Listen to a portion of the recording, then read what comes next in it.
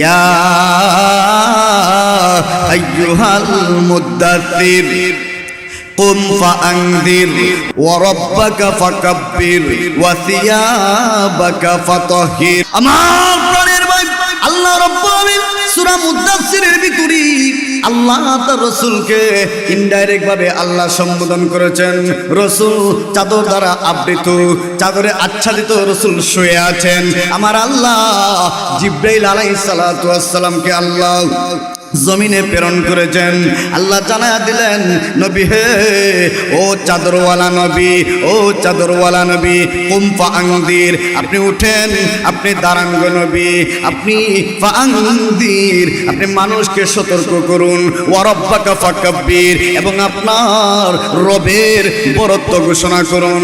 আমার ভাই এই আয়াতের ভিতরে আল্লাহ তার রাসূলকে চাইলে সরাসরি সম্বোধন করতে পারতেন, কিন্তু করলেন না।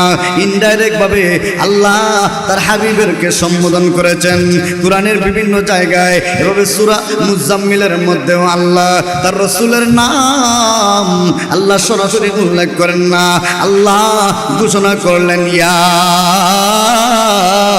আইয়ুহাল মুজাম্মিল। আল্লাহু আকবার। আমার ভাই সূরা মুজাম্মিলের মধ্যে আল্লাহ তার রাসূলের নাম আল্লাহ ইনডাইরেক্ট ভাবে উল্লেখ করেছেন। আল্লাহ বলেন, ও কামলিওয়ালা নবী, ও কামলিওয়ালা নবী, নবী গো উঠেন, আপনি আপনার রবের জন্য কিছু সময় দাঁড়িয়ে আপনার রবের কুদরতি কদমের মধ্যে সেজদা করেন। আল্লাহ ডাইরেক্টলি আল্লাহ তার রাসূলকে সম্বোধন করেন নাই। মুফাসসিরিনে কেরামগণ বলেন, মহান আল্লাহ তার হাবিবের নাম আল্লাহ চাইলে জায়গায় জায়গায় আল্লাহ উল্লেখ করতে পারতেন। যেমনি ভাবে আমার আল্লাহ মুসা পয়গম্বরকে উল্লেখ করেছেন, ইয়া মুসা, ইয়া ঈসা, কিন্তু আল্লাহ তার রাসূলের নাম এইভাবে সম্বোধন করেন নাই। তার কারণ হয়েছে আমাদের রাসূলের ইজ্জত, আমাদের রাসূলের সম্মান, আমাদের রাসূলের মর্যাদা সমস্ত নবী রাসূল থেকে আরো বেশি উন্নত, আরো বেশি শ্রেষ্ঠ। জোরে কোন ঠিক কিনা? আল্লাহ আমাদের হাবিবকে এত ইজ্জত সম্মান মর্যাদা দান করেছেন। আল্লাহ চাইলে তার রাসূলের নাম জায়গায় জায়গায় আল্লাহ উল্লেখ করতে পারতেন, কিন্তু আল্লাহ করেন নাই। বিশেষ কোনো কারণ ছাড়া, বিশেষ কোনো প্রয়োজন ছাড়া আল্লাহ তার রাসূলের নামকে সরাসরি সম্বোধন করেন না। কিন্তু এই আয়াতের ভিতরে মহান আল্লাহ যে তার হাবিবের নামটাকে সরাসরি আল্লাহ উল্লেখ করেছেন, তার কারণটা কি? আল্লাহ সরাসরি তার হাবিবের নাম উল্লেখ কেন করলেন? তার কারণ হয়েছে, প্রথম নম্বর কারণ হয়েছে আল্লাহ রাব্বুল আলামিন তার রাসূলকে 40 বছর একদিন পর নবুয়তি দান করছেন। যেরকম সুবহানাল্লাহ। আমার ভাই লক্ষ্য করে দেখুন, আল্লাহর নবী বিশ্ব নবী রাহমাতুল লিল আলামিন তায়েফের ভিতরে গেলেন, তায়েফের মধ্যে গেলেন এক আল্লাহর দাওয়াত দেওয়ার জন্য। তায়েফবাসীকে আল্লাহর পয়গম্বর কালেমার দাওয়াত দিলেন। তায়েফের মানুষগুলো কালেমা গ্রহণ করে নাই। তায়েফের মানুষগুলো কিছু কিছু বড় বড় ব্যক্তি এমন রয়েছে, এরা আল্লাহর পয়গম্বরকে লক্ষ্য করে বলে, ও মুহাম্মদ, তোমার মতো মানুষই বুঝি আল্লাহ নবী বানাইছে। নাউজুবিল্লাহ কোন।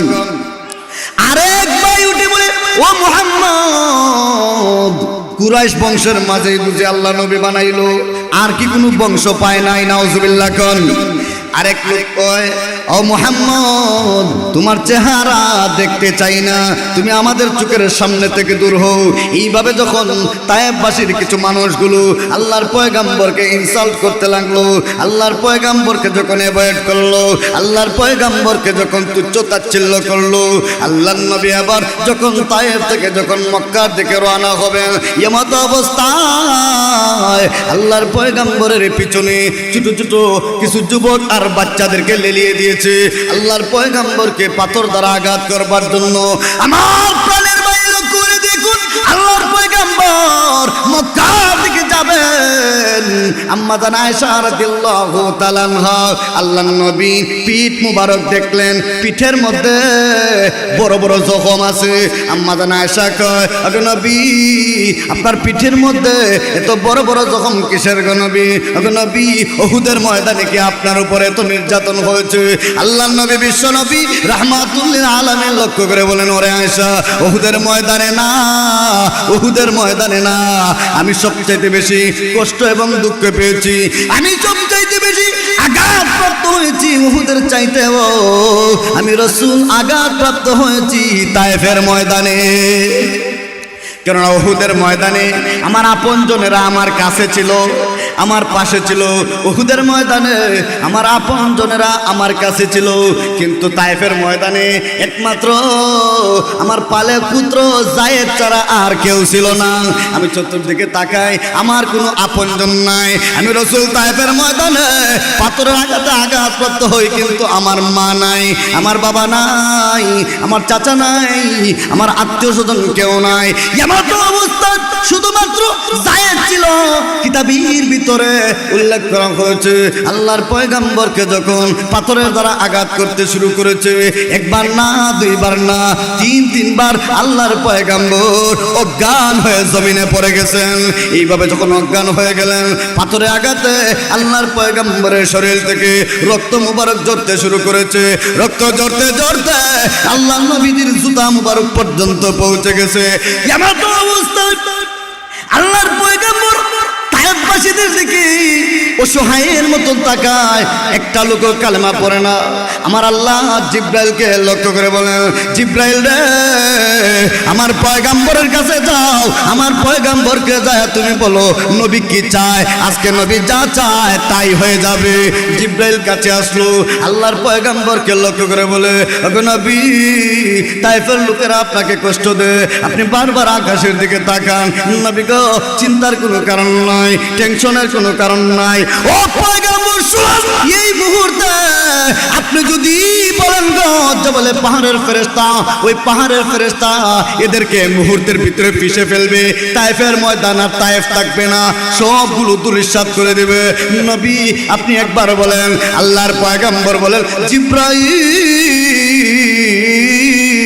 আমি রাসূল তো রাহমাতুল লিল আলামিন, ওরে জিব্রাইল আমি কিভাবে আল্লাহর এই বান্দাগুলোর বিরুদ্ধে বদদোয়া করতে পারি?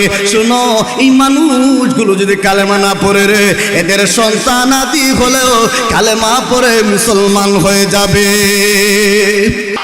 আল্লাহর পয়গম্বর পাথরের আঘাত খাইলেন, কিন্তু দাওয়াত চাললেন, দিনের দাওয়াত চাললেন, দিনের দাওয়াত চাললেন না। এবার মক্কা গেলেন, মক্কার বেঈমান কাফেরগুলো আল্লাহর পয়গম্বরকে লক্ষ্য করে বলে, ও মুহাম্মদ শুনেছি তায়েফের ময়দানে নাকি তায়েফবাসীরা নাকি তোমারে খুব মারছে। ও মুহাম্মদ তায়েফের লোকেরা তোমাকে মারলো, তোমার আল্লাহ কইছিল নাউজুবিল্লাহ কোন। এই সমস্ত কথাগুলো যখন বেঈমান কাফেররা আল্লাহর পয়গম্বরকে বলে, রাসূলের আঘাত লাগে, যেরকম ঠিক কিনা, রাসূলের আঘাত লাগে, রাসূল প্রচন্ড কষ্ট পায়। আল্লাহর পয়গম্বর এরপরেও কালেমার দাওয়াত বন্ধ করেন না। নবী এবার আল্লাহর পয়গম্বর এবার দাওয়াতের কাজ চালু রেখেছেন, দাওয়াতের কাজ আল্লাহর নবী বন্ধ করেন নাই। আল্লাহ পাক রব্বুল আমিন তার পয়গম্বরকে জানিয়ে দিলেন, নবী আমার আপনি মক্কার জমিনে দাওয়াতের কাজ চালিয়ে যান, দাওয়াতের কাজ বন্ধ করবেন না। কিন্তু কিছুদিন ভিতরে একটা সময় বেঈমান কাফেররা সিদ্ধান্ত নিল মুহাম্মদ সাল্লাল্লাহু আলাইহি ওয়াসাল্লামকে চিরতরে বিদায় করে ফেলবে, আল্লাহর নবীকে দুনিয়া থেকে বিদায় করে দিবে। এই সিদ্ধান্ত এই মানুষগুলো নিয়েছে। যখন এমন সিদ্ধান্ত নিল, আমার আল্লাহ জিব্রাইল আলাইহিস সালাতু ওয়াস সালামকে লক্ষ্য করে বললেন, জিব্রাইল রে আমার হাবিবকে জানিয়ে দাও এই আজকের ভিতরেই যেন আল্লাহর পয়গম্বর মক্কা থেকে হিজরত করে মদিনায় যেন চলে যান। আমার প্রাণের ভাই লক্ষ্য করে দেখুন আল্লাহর নবী বিশ্ব নবী রাহমাতুল লিল আলামিনের কাছে জিবরাইল আগমন করেছে। জিবরাইল কয়, ওগো নবী আপনি শুনেন, আপনাকে বেঈমান কাফেররা হত্যা করার জন্য সিদ্ধান্ত নিয়েছে। অতএব নবী গো, আজকে আর আপনি মক্কার মধ্যে থাকবেন না, আজকের ভিতরে আপনাকে হিজরত করতে হবে, আপনাকে মদিনায় চলে যেতে হবে। যখন জিবরাইল এমন কথা বললেন, আল্লাহর নবী এবার প্রস্তুতি নিয়ে নিয়েছেন। আল্লাহর নবী যে বিছানার মধ্যে তিনি ঘুমান, ওই বিছানার মধ্যে আল্লাহর পয়গম্বর হযরতে আলীকে আনলেন। আলীকে এনে বললেন, ওরে আলী, এই বিছানার মধ্যে তুমি ঘুমিয়ে থাকো, এই বিছানার মধ্যে তুমি শুয়ে থাকো, আমার চাদর দ্বারা তুমি তোমার শরীরকে ঢেকে রাখো। এবার আলী কয়, ওগো নবী আপনি মক্কা ছেড়ে মদিনায় চলে যাবেন, আপনি যদি মক্কা ছেড়ে মদিনায় চলে যান তাহলে আপনার বিছানার মধ্যে যদি আমি ঘুমাই, নবী গো বেঈমান কাফেররা আমাকে আপনি ভেবেই তো আমার উপর আক্রমণ করবে। যখন ঠিক কিনা? আলী কয়, ও নবী আপনার জায়গায় যদি আমি বিছানার মধ্যে ঘুমাই তাহলে তো আক্রমণটা আমার উপরেই পড়বে, তবে আমার দিলে বড় শান্তি। কেন শান্তি? এই জন্য আমি রাসূলের জায়গায় ঘুমিয়ে থাকবো, আর এই জায়গায় যদি আমাকে হত্যা করা হয় আমার দিলে শান্তি, আমি শহীদ হয়ে যাব, আল্লাহর পয়গম্বরকে আমি দুনিয়াতে রেখে গেলাম, এটাই আমার শান্তি। কিন্তু হযরত আলীকে কেন এখানে রেখে গেলেন, এইটা হচ্ছে প্রশ্ন, ঠিক কিনা? না রাখলে তো চলতো, কথা বলেন না কেন, ঠিক না? রাখার দরকার ছিল, আলীকে কি বিছানার মধ্যে রাখার দরকার ছিল? তাহলে কেন রাখলেন? রাখার একটা কারণ হচ্ছে হযরত আলীর কাছে আল্লাহর নবী কিছু আমানত দেয়া গেছে। কিসের আমানত জানেন? বেঈমান কাফেররা রাসূলের কাছে তাদের টাকা পয়সা অর্থ সম্পদ আমানত রাখতো। সুবহানাল্লাহ কইতেন না? আর একটু জোরে কইতেন না? তাদের টাকা পয়সা অর্থ সম্পদ রাসূলের কাছে জমা রাখতো, যদিও বিরোধিতা করতো, কিন্তু টাকা পয়সা অর্থ সম্পদ এটা আল্লাহর নবীর কাছে জমা দিত, বলতো রাখেন, আপনি আপনার কাছে রাখেন। দিনের বেলায় বিরোধিতা, রাতের বেলায় টাকা জমা দিত। আল্লাহর নবী পালিয়ে, আল্লাহর নবী যখন মক্কা থেকে হিজরত করে মদিনায় যাবেন, চাইলে তাদের টাকা পয়সা অর্থ সম্পদ সঙ্গে নিয়েই যাইতে পারতেন। কথা বলেন না কেন? আপনি এক লোকের ঝগড়া লাগছে, আপনার বাড়িতে থাকছে, যাও না, আপনার টাকা পয়সা তার কাছে আছে, যোগটাও লাগছে, এখন যাও না সময়কে আপনার এটা বুঝাই দেওয়া দেবো না, এটা লইয়া দেবো কেনা, তবে আমার শত্রুরা আবার কি দিয়ে দিতাম, সব লইয়া যাও। কিন্তু আল্লাহর নবী দেখলেন যদিও শত্রু, কিন্তু এদের সব কিছু আমি জমা রেখেই আমি এখান থেকে বিদায়। রাসূল যখন সবকিছু আলীর কাছে দিলেন, যাও তুমি তাদের সম্পদ, তাদের যা আছে তুমি বুঝাই দিও, আমি রাসূল চলে গেলাম মদিনায় হিজরত করলাম। আমার প্রাণের ভাই লক্ষ্য করে দেখুন, আল্লাহর নবী বিশ্ব নবী রাহমাতুল লিল আলামিন মক্কা ছেড়ে মদিনায় হিজরত করবেন। হযরত আবু বকর সিদ্দিক রাদিয়াল্লাহু তাআলা আনহুর ঘরের মধ্যে গেলেন। আবু বকর সিদ্দিক রাদিয়াল্লাহু তাআলা আনহুর ঘরের দরজার মধ্যে টোকা দিলেন, ডাক দিলেন, আবু বকর। যখন আবু বকর বলে ডাক দিলেন, এমনি আবু বকর প্রথম ডাকে এই দরজা খুলে দিল। সুবহানাল্লাহ। আল্লাহর নবী লক্ষ্য করে বলেন, আবু বকর তুমি কি ঘুমাও না? প্রথম ডাকি তুমি চলে আসলা, বুঝলাম না, প্রথম ডাকি তুমি দরজাটা খুলে দিছো। আবু বকর রে তুমি কি ঘুমাও নাই? আবু বকর বলে, ইয়া রাসূলুল্লাহ, ইয়া হাবিবাল্লাহ, ওগো আল্লাহর পয়গম্বর, আপনি বলেছেন আপনি হিজরত করবেন, যেই দিন বলেছেন আপনি মদিনায় হিজরত করবেন, নবী গো ওই দিন থেকে আমি আবু বকর বিছানার মধ্যে পিঠ লাগাই না। কারণ হয়েছে আপনি ডাকবেন, দরজার সাইডে এসে আপনি বারবার ডাকবেন, আর আমি আবু বকর ঘুমিয়ে থাকবো, এটা আমার জন্য চরম বেয়াদবি হবে। সেই জন্য ওগো নবী আমি আবু বকর ওই দিন থেকে দরজার মধ্যে পিঠ লাগিয়ে লাগিয়ে ঘুমিয়ে থাকি, দরজার মধ্যে পিঠ লাগিয়ে হেলান দিয়া দিয়ে আমি ঘুমাই, আপনি ডাকলেই যেন মুহূর্তের ভিতরে দরজাটা খুলে দিতে পারি। ও পয়গম্বর, সেই জন্য আমি আবু বকর বিছানায় পিঠ লাগাই না, দরজার মধ্যে পিঠ লাগিয়ে থাকি। ঠিক এমত অবস্থায় দরজা খুলে যখন বের হয়ে গেলেন, এমনি হিজরতের উদ্দেশ্যে মদিনার পানে রওনা হয়েছেন। আল্লাহর নবী বারবার মক্কার দিকে তাকান, বারবার মক্কার দিকে তাকান।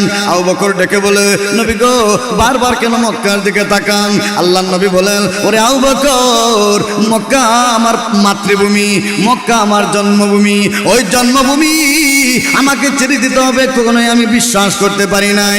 নবী গো, জন্মভূমি ও আবু বকর, জন্মভূমি আমি নবী ছাড়বো, এটা কখনোই আমি রাজি ছিলাম না। যদি এই মক্কার সন্তানগুলো আমি রাসূলের বিরুদ্ধে এরা যদি ষড়যন্ত্র না করতো, ও আবু বকর, জন্মভূমি মক্কা ছাড়ার কোনো উদ্দেশ্য নাই, তবে আল্লাহর হুকুম হয়েছে জন্মভূমি ছেড়ে দিব। আল্লাহর নবী চোখের পানি ছেড়ে দিয়ে কান্না করেন আর মদিনার পানে রওনা করলেন। এমনি লক্ষ্য করে দেখেন আবু বকর আল্লাহর নবীর ডানে যায়, বামে যায়, সামনে যান, পিছনে যান। নবী আবু বকরকে লক্ষ্য করে বললেন, ওরে আবু বকর, তুমি কেন একবার ডানে যাও, আরেকবার কেন আমার বামে যাও, একবার সামনে যাও, আরেকবার কেন পিছনে যাও? আবু বকর বলে, ওকে নবী, শত্রু তো চতুর্দিকে আছে। ও পয়গম্বর, আপনার শত্রু ইসলামের শত্রু, কুরআনের শত্রু চতুর্দিকে আছে, একদিকে না। নবী গো, আমি আবু বকর যখন আপনার ডানে যাই, আপনার ডানে যাওয়ার পরে আমার চিন্তা হয় বেঈমান কাফেররা আপনার উপরে আঘাত করে কিনা, সেই জন্য ওগো নবী আমি একবার ডানে যাই, আরেকবার বামে যাই, একবার সামনে যাই, আরেকবার পিছনে যাই। কারণ হয়েছে কোনো বেঈমান কাফের যেন আপনার উপরে আঘাত করতে না পারে। আমি আবু বকর দুনিয়ার জমিনে থাকবো আর আপনার উপরে কাফের বেঈমানদের তীর বিদ্ধ হবে, এটা আমি আবু বকর কোনোভাবেই সহ্য করতে পারবো না। ওগো নবী, প্রয়োজনে আমি আবু বকর জীবন দিব, এরপরেও আপনার উপরে আঘাত লাগতে দিব না। সুবহানাল্লাহ। এই জন্য আমার ভাই লক্ষ্য করে দেখুন, এবার আল্লাহর নবী বিশ্বনবী রাহমাতুল লিল আলামিন আবু বকর সিদ্দিক রাদিয়াল্লাহু তাআলা আনহুকে সঙ্গে নিয়ে রওনা দিয়েছেন, যাচ্ছেন। এবার একটা গুহার ভিতরে আল্লাহর নবী গুহার মধ্যে আশ্রয় নিচ্ছেন রাত্রিটা যাপনের জন্য।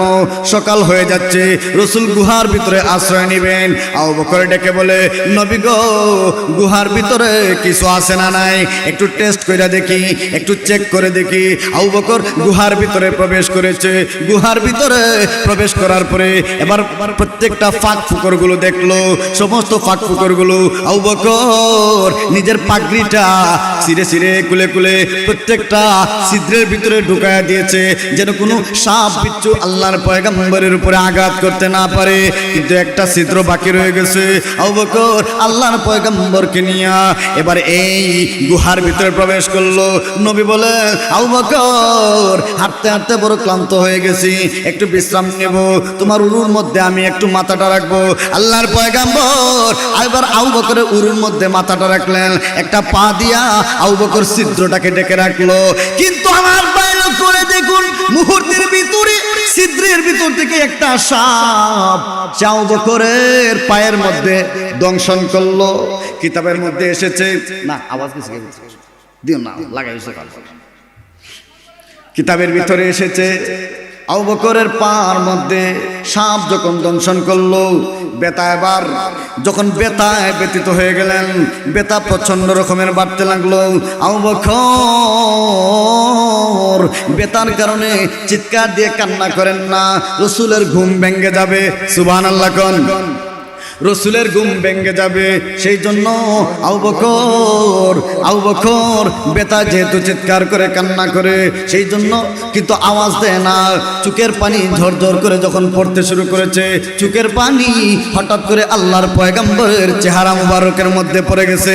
আল্লাহর নবীর চেহারার মধ্যে যখন আবু বকরের চোখের পানি পড়ে গেল, এবার আবু বকর চোখের পানি চারার মাত্রই আল্লাহর নবী আবু বকরকে লক্ষ্য করে বললেন, ওরে আবু বকর, তুমি কিসের জন্য কান্না করো? ও আবু বকর, শুনো, তোমার কি তোমার মায়ের কথা মনে হচ্ছে? তোমার কি সন্তানাদের কথা মনে হয়েছে? তোমার কি স্ত্রী সন্তানের কথা মনে হয়েছে? আবু বকর বলে, না গো নবী, সন্তানাদের কথা মনে হয় না, স্ত্রীর কথা স্মরণ হয় নাই। আবু বকর, তাইলে কিসের জন্য কান্না করো? আবু বকর বলে, ওগো নবী, আমি আবু বকর কান্না করি, আমার একটা ছিদ্রের মধ্যে পা আমি রেখে দিয়েছিলাম, এবার সর্প আমার পায়ের মধ্যে আঘাত করেছে, দংশন করেছে, ওই বেতায় কান্না করি। আল্লাহর নবী ওই জায়গাটার ভিতরে আল্লাহর নবী মুখে লব লাগায় দিলেন, সঙ্গে সঙ্গে সুস্থ হয়ে গেছেন। সুবহানাল্লাহ কোন, সঙ্গে সঙ্গে যখন সুস্থ হয়ে গেছেন এমতো অবস্থায় আবু বকরকে আল্লাহর পয়গম্বর লক্ষ্য করে বলেন, আরে আবু বকর, তুমি তো সুস্থ হয়ে গেছো, শুনো তুমি তো প্রথমেই বলতে পারতা, তোমার তো ব্যথা হচ্ছে, এটা তো প্রথমেই বলতে পারতা, কেন বললা না? আবু বকর রাদিয়াল্লাহু লক্ষ্য করে বলেন, ইয়া রাসূলুল্লাহ, ইয়া হাবিবাল্লাহ, আপনি ঘুমন্ত, আমি আবু বকর ঘুমের মধ্যে আপনার ডাক দিব, এটা চরম বেয়াদবি হবে, সেই জন্য ওগো নবী আমি আবু বকর আপনাকে ডাক দেই নাই, আপনার যেন ঘুম না ভাঙে। আল্লাহর নবী বিশ্ব নবী আবু বকরের উপর খুশি হয়ে গেছেন, সুবহানাল্লাহ।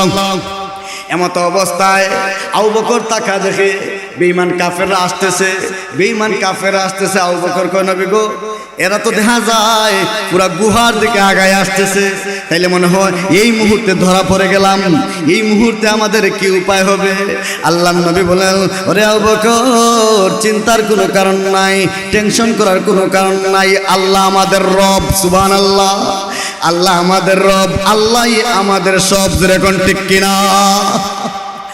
আল্লাহ নবী বলেন, ওরে আবু বকর, লা তাহজান, ইন্নাল্লাহা মা'না, চিন্তা